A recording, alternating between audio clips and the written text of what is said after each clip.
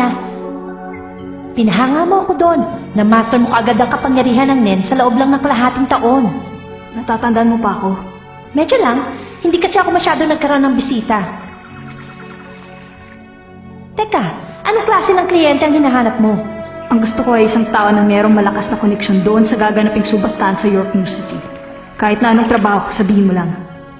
Ang kliyente konektado doon sa subastahan ay masyado maraming hinihinging kondisyon. Ewan ko lang kung makukuha ka dahil ito pa lang ang una mong proyekto.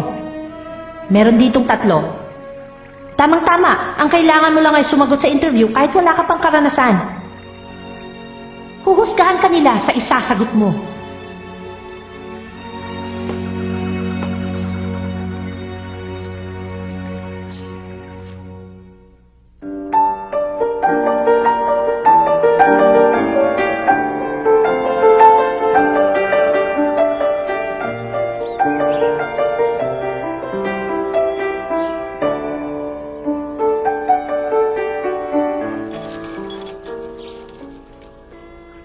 Ipinadala ako dito ng Senjikai.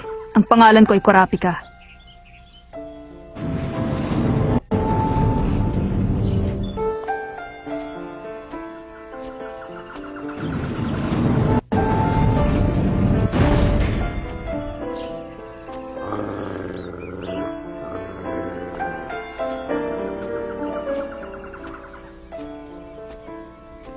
Marami po salamat at pinaunlakan niyo kami. Pumasok na po kayo sa loob.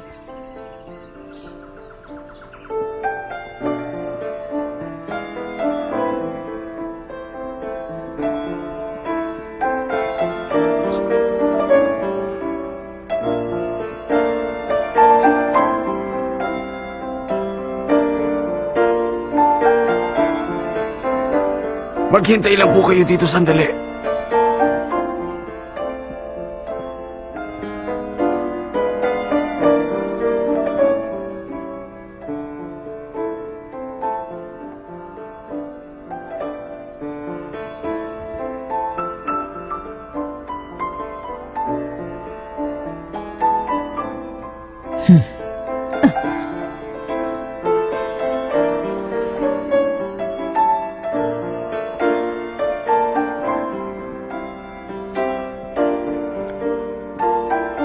Kumusta na ang buhay, Pogi?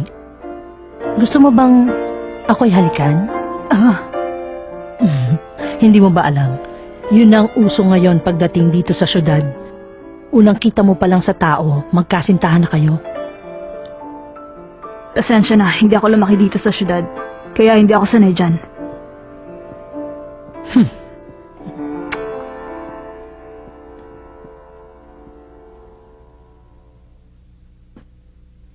Nakita rin tayo muli, bata. Sabi na nga ba, nung una pa lang, alam ko na isa ka ng hunter.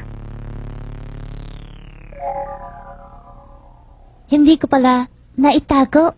Mas gusto ko yung aura mo nung una tayo magkita. Pwede pa ulit akong tumugtog? Sige. Maganda pa rin ang binibigay na himig ng tibok ng iyong puso.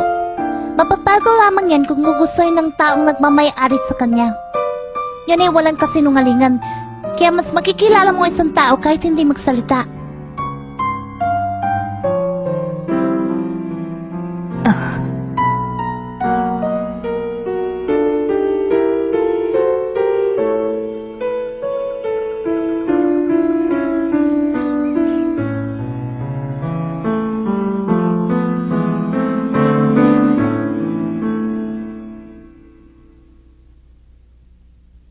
Maghintay lamang po kayo sandali sa silid na yon.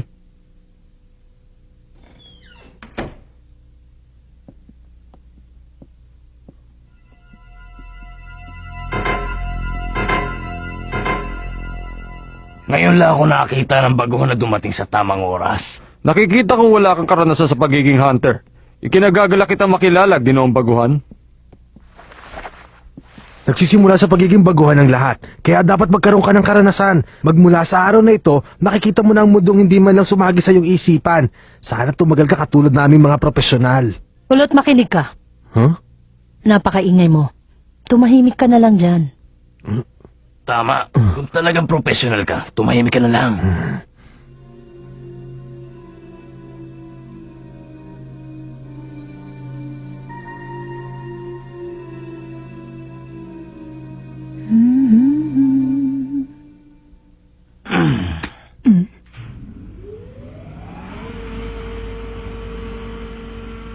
Maraming salamat po sa inyong paghihintay. Ngayon ay papaliwanag ko na kung paano ang inyong magiging kontrata.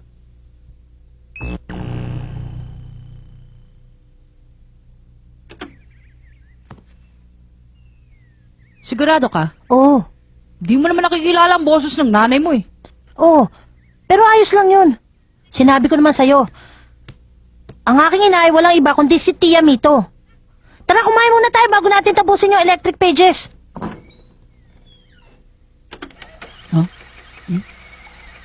Gon, hininto na natin pero umanda siya mag-isa. Hindi naman yan automatic o kaya may timer ah. Ang gyo! May aura! Nen, nag-rewind siya mag-isa dahil sa Nen. Ngayon niya nilagyan ng nen? Hindi, meron na yan makalipas ng 10 taon. Sigurado yun. Nilagyan na ng timer. Bakit kaya? Hindi ko alam. Nag-record na naman siya mag-isa. Ang kanyang boses, binubura na niya. Hindi ko mapatay. Tingnan mo, hindi pa rin siya humihinto. Patawarin mo ako, Gon ah! Ha!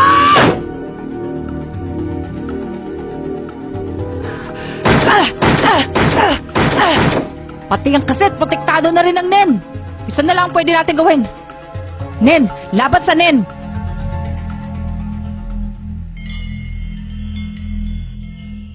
Nag-record na naman siya mag-isa. Ang kanyang boses, binuburan niya. Pati ang kaset, protektado na rin ang Nen. Pati yung tape na pinagkopyahan natin nasira. Pero bakit naman kaya niya naisipang gawin ng ganito? Sigurado nga ayaw niya mag-iwan ng bakas na manggagaling sa kanya. Dahil pwede itong mapagkunan ng impormasyon para makita siya. Sigurado ka? Ang taas, bigat, edad, kasarian, hugis ng muka, sakit, pati na rin ang pag-iisip ng isang tao. Maaaring malaman dahil sa maririnig sa tape na ito. Pati na rin ang lugar na kinaroroonan niya, kung saan man siya nagtatago. Pero sa palagay ko, hindi yun ang iniisip niya, kundi meron pang ibang dahilan. Ang magagawa ng Nen. Ang magagawa ng nen? Hindi na nakakagulat kung ang isang taong marunong gumamit ng kapangyarihan ng Nen ay maging mahusay sa pag-aaral ng mga boses. Ang dahilan kung bakit niya binura yan, baka makabisa mo pa ang tunog na maririnig mo. Ganun pala. Mautak talaga siya. Meron pang 2 natitira. Pwede yan, Singseng. Para saan naman kaya itong ROM card? Mas maliit yan kaysa sa pangkaraniwan. Meron kayang special na hard disk para sa kanya? Meron ba? Hindi mo pa ba alam yung Joy Station? Joy Station? Ito ang natatanging ROM card para sa game disc. Para makapaglaro ng Joy Station. Ang Joy Station! Kakausapin natin ang Toyland. Kapag sinabi natin ang address dito, magbibigay sila ng pinakamalapit na tindahan, pati na rin ang lahat ng impormasyon tungkol doon. Halimbawa, gusto mo talagang bumili pero kaunting pera lang naipon mo, ihahanap ka nila ng tindahan na makakasundo mo ang presyo. Talaga? Joy Station at ROM card, may papadala sa loob lamang ng 1 araw. Ha? Ang swerte naman natin. Pero kung ROM card lang at Joy Station ang meron tayo at walang games off, hindi rin tayo makakapaglaro. Wala man lang nakasulat na kahit ano. Paano kaya natin malalaman ngayon kung anong laro ito? Ibang klase kang taga-bundok ka. Sabihin mo nga, nakapaglaro ka na ba ng katulad niyan? Oo naman, doon sa Torre ng Patibong. Napakatagal na nun ah. Kung sa bagay, pampihira talaga siya.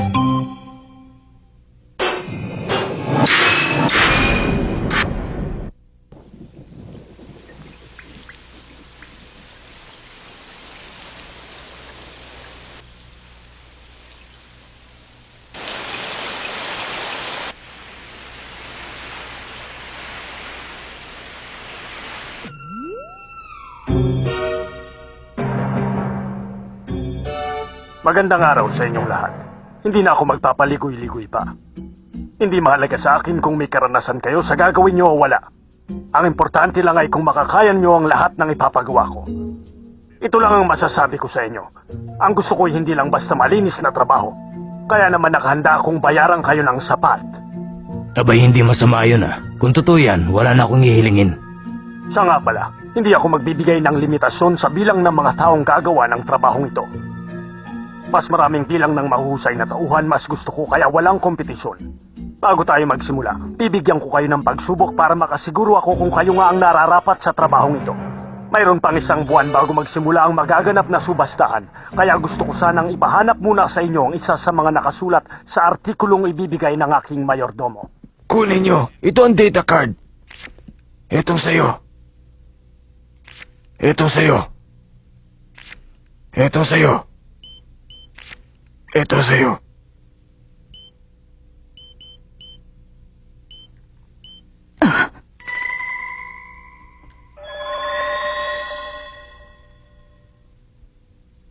Babasahin ko ang mga detalye. Ang una, mahilig sa barel. Hinahanap niya ang Blue Snake 55 na may serial number 001. Ang pangalawa, isa siyang kolektor ng antique. Ang gusto niyang ipahanap ay yung dalawang monumento na gawa ni Lodo noong 1655 at 1677.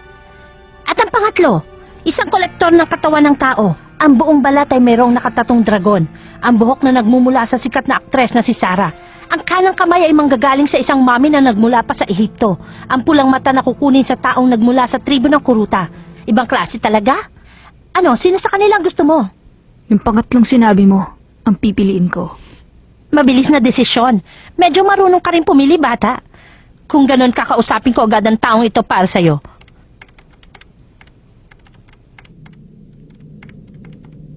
Pagkatapos ng 4 na araw ay magkakaroon ng interview sa mansyon ng Nostrad. Huwag kang magpapahuli. Ang pag-uusap na ito ay nakapangalan sa Senjikai. Walang problema. Maraming salamat sa tulong mo. Paalam. Sandali! Meron lang ako isang may papayo sa iyo. Hindi bilang isang ahente mo, kundi bilang nagmamalasakit sa iyo. Merong sapat na panahon para sa mga taong marunong humawak ng kapangyarihan ng Nen. Kaya sana'y huwag kang magmamadali sa lahat ng iyong gagawin. Magkakaroon ka rin ng pagkakataon balang araw. Yun ang pinakamadaling paraan para magampanan na mapagkakatiwala ang trabaho bilang isang profesional. Ito ang huwag mong kalilimutan. Tutulungan kita dahil marami na rin ako nakitang tao na walang pinagkaiba sa'yo.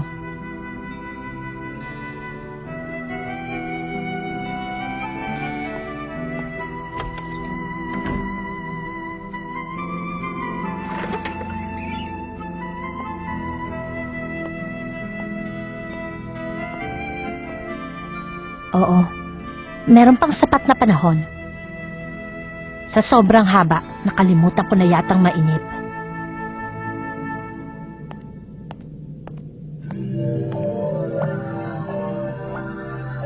Ang mata ng taong nagmula sa tribo ng Kuruta, tumitingkad na pula para sa kamatayan. Tatapusin ko silang lahat. Tatapusin ko sila. Oh, kumusta? Bakit ganyan itsura mo? Huwag mong sabihing natatakot ka na. Kaunti lang ang nabibigyan ng pagkakataon na ganito. Pag natanggap ako, siguradong sa akin nila ipagagawa ang pinakamahirap. Kagaya ng ipapahanap nila sa akin ang pinakamakamandag na hype dito sa ibabaw ng mundo. O kaya naman ay ipapatapos sila sa akin ng isa sa pinakamaimpluwensyang tao na naninirahan sa bansang ito. Hindi ko sila bibiguin. Matutuwa sila sa kalalabasan ng trabaho ko. Tumahimik ka. Mabuti pa wag mo na lang akong kausapin. Nakala ko ba mga profesional ay hindi maingay? Tama ang sinabi mo, bata. Kapag nagawa nyo yan, ibibigay ko na kagad sa inyo ang kontrata. Hawakan nyo ang proteksyon at ang koleksyon. Kaya mag-iingat kayo sa inyong gagawin. Nasisiguro kong hindi siya nagpapunta sa amin dito. Siya ang magiging distansya sa pagitan namin nung kliyenteng hinahanap ko. Kailangan bumaba hanggang sa maglahong distansya na yon. Hanggang sa magkalapit kami ng loob. At ibahagi niya sa akin ang kanyang mga tinatagong sikreto. Ang isang kolektor ay may 2 bagay na dapat makamit.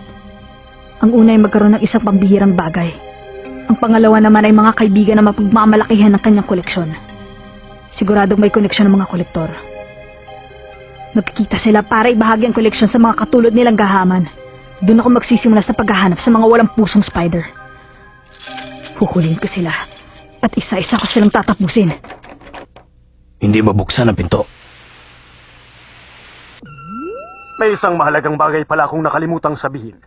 May inihanda akong espesyal na programa para sa pagdating ninyong lahat. Paglipas ng 6 na minuto ay may darating.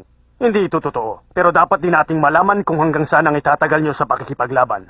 Pero kahit isa lamang itong pagsubok, kailangan nyo pa ring mag-ingat dahil gusto ko talagang malaman ang inyong gagawin kapag nasa gitna na kayo ng labanan. Sa madaling salita, Ang mahina ay maiiwan at hindi na mapapasama sa inyong misyon. Kung sakaling hindi mo malalampasan ang bahaging ito, siguradong hindi ka makakatagal sa gagawin ninyo kahit mayroong ka pang siyam na buhay. Ang pagiging matatag ang pinakamahinang kondisyon para matanggap sa trabahong ito. Kapag nasa labas ka na ng mansyon ng buhay, pasado ka na. Paano mga bata? Mag-iingat kayo. Maiiwan ko po muna kayo dito sa loob. Sana'y makalabas kayo rito ng buhay.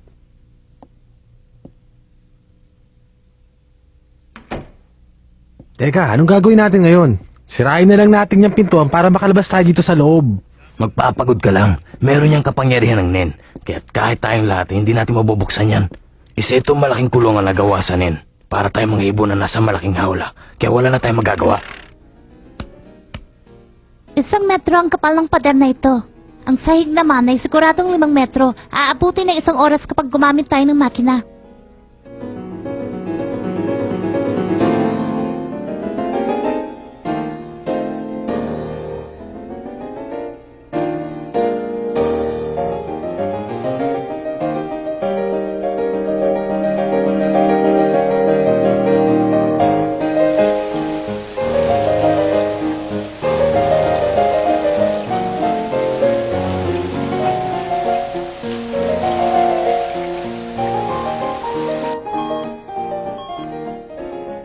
Ano? Upo na lang ba kayo? Mag-iisip ng paraan. Wala nang 4 na minuto. Wala ba tayong gagawin para makalabas dito? Alam ko na. Bakit hindi pa tayo magdesisyon kung anong kukunin ng bawat isa para hindi na tayo magagawan pagkalabas? Nakapag-desisyon na ako. Sa akin ang kanang kamay ng mami. Kung sa'yo ang kamay ng mami, sa akin naman ang bungo ng unicorn. Teka muna, dapat nating intindihin yan kapag nakalabas na tayo dito ng buhay. Tamang sinabi nito, Chino. Dapat ngayon ay nagtutulong-tulong tayong mag-isip kung paano tayo makakalabas dito. Alam ko na. Ang kukunin ko naman ay ang buhok ng artistang si Sarah para sigurado patitignan ko ang kanyang DNA. Alam mo, kalmadong-kalmado itsura mo bilang isang baguhan. Hindi naman sa kalmado lang ako ngayon. Naisip ko lang na mas mabuti siguro kung wala muna akong gagawin. Ano sabi mo? Ipaliwanag mo nga. Bakit tatahimik ka lang at hindi tutulong sa pag-iisip ng paraan? Walang sino man ang makapagsasabi kung ano oras sila atake. Kung gusto talaga nilang malaman ang ating kakayahan, susugurin nila tayo kapag hindi na tayo nakahanda. Tama. Sa palagay ko, yung sinabi niyang 6 na minuto ang pinakamalaking patibong sa palabas na inhanda nila. Masyado yung mahaba para maghintay. Pero masyadong maiksi para magkasundo mga tao ngayon lamang nakita sa buong buhay nila. Wala nang sasama pa sa mababaw na pagkakaintindihan ng grupo. Mababaliwala lang kooperasyon kung walang tiwala sa isa't isa, magdududa at mababalisa ang lahat. Kung wala kang tiwala, kahit ikaw hindi makakaisip ng paraan hanggang sa tapusin mo ang iyong mga kasamahan. Kaya sa mga pagkakataong katulad nito, mas mabuti pang hindi ka nalang humanap ng mga katulong at ipunin ang lahat ng natitira mong lakas para mapaghandaan ang pagdating ng iyong kalaban. Yun ang dahilan. Pero bakit kailangan pagawaan nila sa atin ang ganitong pagsubok? Kung gusto nila makita ang ating kakayahan, sabihin nila kaagad. Malamang, ang gusto nilang makuha ay yung profesional na makakapagdesisyon kagad kahit na anong oras tumating ang problema. Matalino ka, bata. Magaling ka para sa isang baguhan. Kung ako magre-reklamo, abuti na mahabang oras. Kung meron ditong espiya, ito ang kanyang pagkakataon. Kung hindi ako nagkakamali, ganun na nga nangyari. Saan ka pupunta? Baba nyo. Hindi naman nakasaradong banyo eh. Huwag kang mag-alala, meron pa tayong 2 minuto. Sa sobra pa yun. 2 minuto pa. Parang natatakot ako. Ano itong nararamdaman ko? Hindi ito totoo. Pero dapat din nating malaman kung hanggang saan ang itatagal nyo.